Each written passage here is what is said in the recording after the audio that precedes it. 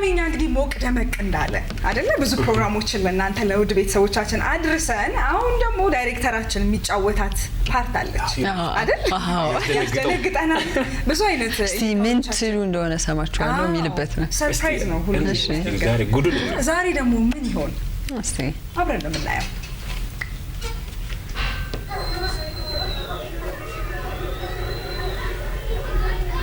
አሞት ነው የሚሮጠው ውሻ ነው አይደል ውሻ አሞት ነው የሆነ ነገር ሊይዝም መሰለኝ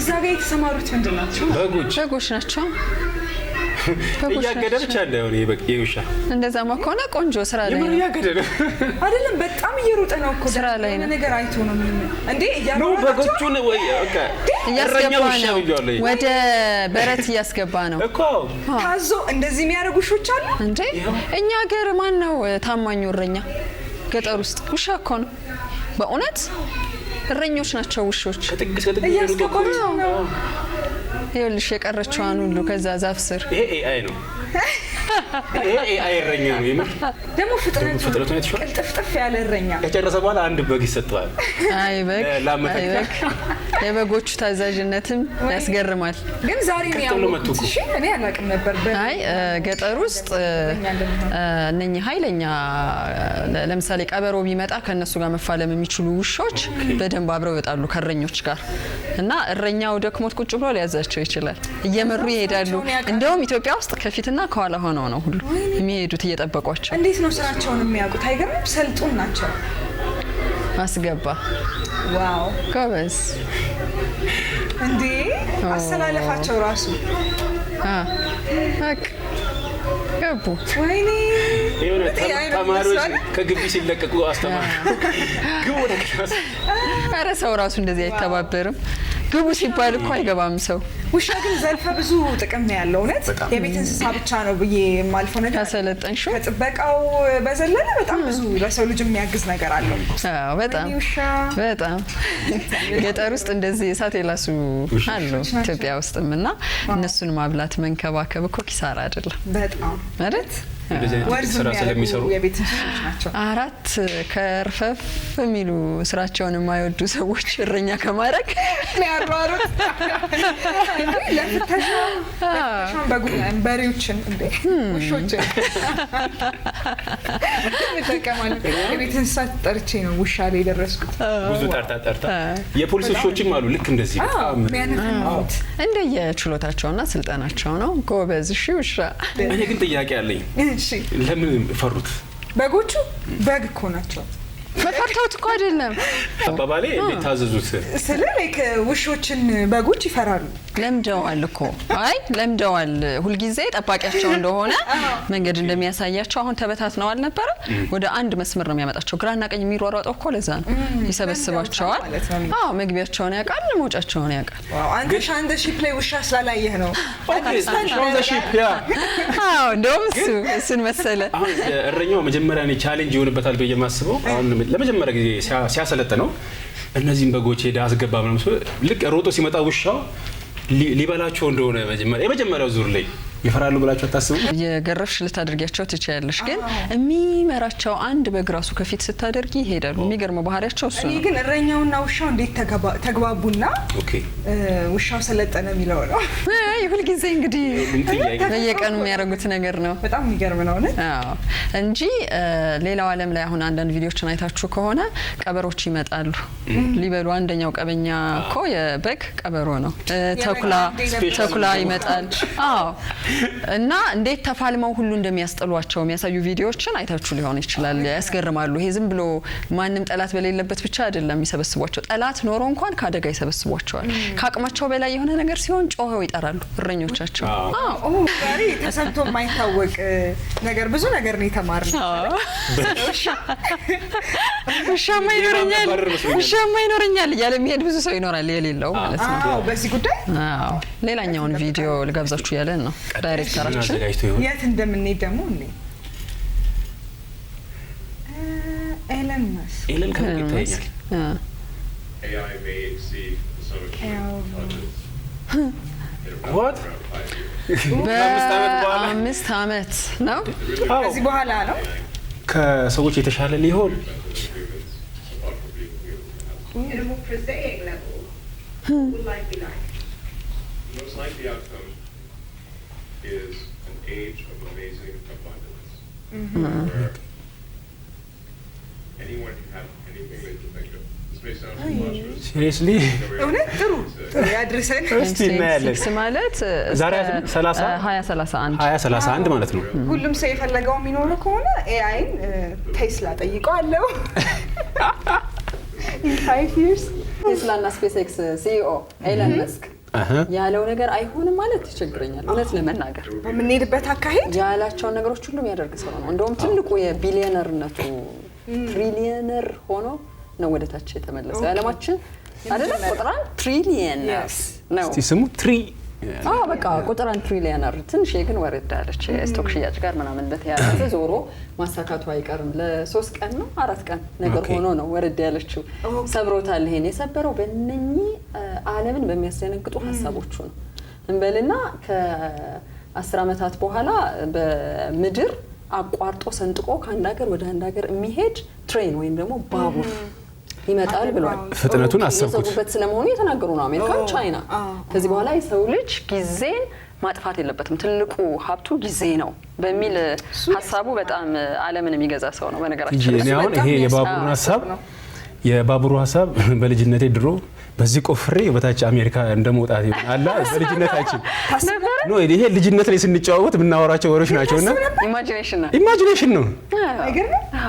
በዚህ ቆፍሬ አሜሪካ ነበር ማለት እና ብዙ ኢንተርቪዎቹን ሳየ ኤለን መስክን ለምንድን ነው ሰው አይሆንም ብሎ የሚያስበው? ይሆናል ካለ ይሆናል መስራት ነው የሚል ሐሳብ አለው። ከዛ ውጪ ይሄ ትራፊክ መጨናነቅ፣ ከተማ እየሰፋ ነው፣ መኪና እየበዛ ነው፣ ህዝብ እየበዛ ነው ያላችሁ አታለቃቅሱ፣ ስሯ ቅደሟ ሚል ነው እና አሜሪካን አሁን እንደዛ የማሽቀንጠር ሐሳብ ውስጥ ትላልቅ ፕሮጀክቶችን ይዞ እየሰራ ነው። ምናልባት እዚህኛ ያወራን የሆነ ቦታ ላይ ሰው ተጉዞ ይደርሳል የሚል ፍጥነት ያላት ዓለምን መፍጠር የሚያስችሉ ቴክኖሎጂዎች የሰው ልጅ መስራት ይችላል እያለ ነው።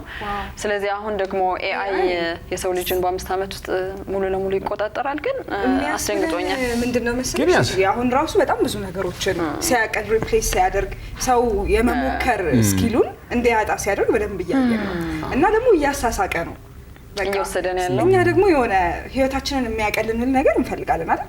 በየትኛውም የኑሮ ሁኔታ። ስለዚህ እያሳሳቀ ቀስ እያለ ብዙ ነገሮችን ሪፕሌስ እንደሚያደርግ ይሰማኛል እና በየስማችን አስቡት ኤአይ በ31 እንገናኛለን።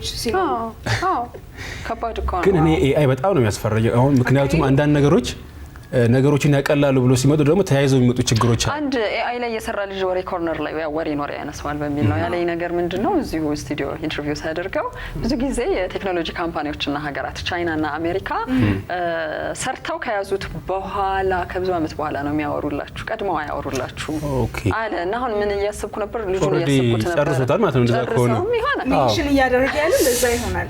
ኤለን ደግሞ ሁሌ አንድ እርምጃ ይቀድማል አይደል?